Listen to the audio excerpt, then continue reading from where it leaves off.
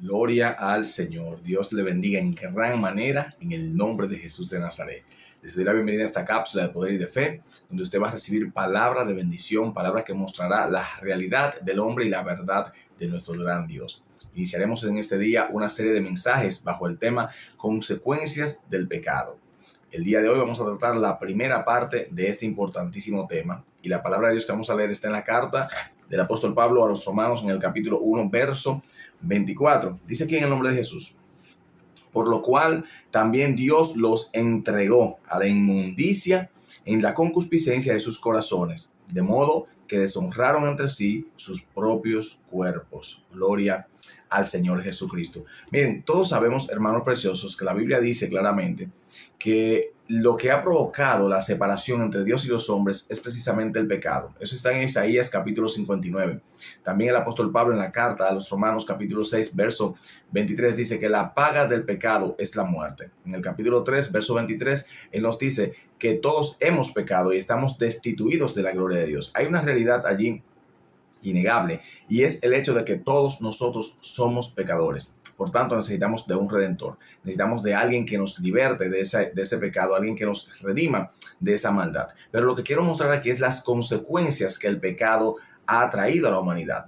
Lo primero que vemos en este texto es que el Señor dice claramente que Él los entregó, que Dios mismo los entregó. En el verso 24, Dios los entregó a la inmundicia en la concupiscencia de sus corazones, de modo que deshonraron entre sí sus propios cuerpos. Esto es la consecuencia de hechos previos que hicieron que Dios se enojara en contra del ser humano. Y si nos ponemos a analizar la palabra, nos daremos cuenta que dice, a partir del verso 18 dice: la ira de Dios se revela desde el cielo contra toda impiedad e injusticia de los hombres que detienen con injusticia la verdad. La primera cosa que el hombre hizo fue detener con injusticia la verdad del Dios del cielo. Posteriormente dice que todo lo que fue hecho, el poder de Dios, la deidad de Dios, se manifiesta a través de las cosas que fueron hechas por este Dios. Por tanto, dice el Señor, no tienen excusas. Posteriormente dice aquí en el verso 21, habiendo conocido a Dios, no le glorificaron como a Dios, ni le dieron gracias, sino que se envanecieron en sus razonamientos y su necio corazón fue entenebrecido. Profesando ser sabios, se hicieron necios y cambiaron la gloria del Dios incorruptible en semejanza de imagen de hombre corruptible, de aves, de cuadrúpedos y de reptiles.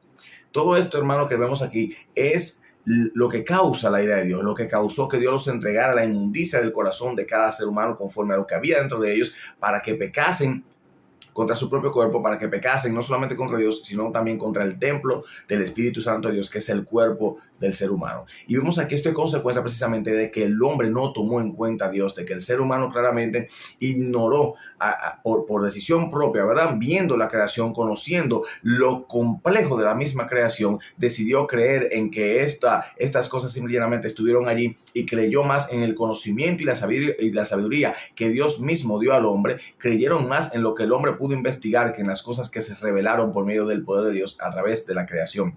Otro hecho aquí dice que en esa sabiduría se hicieron necios porque se entenebreció su corazón.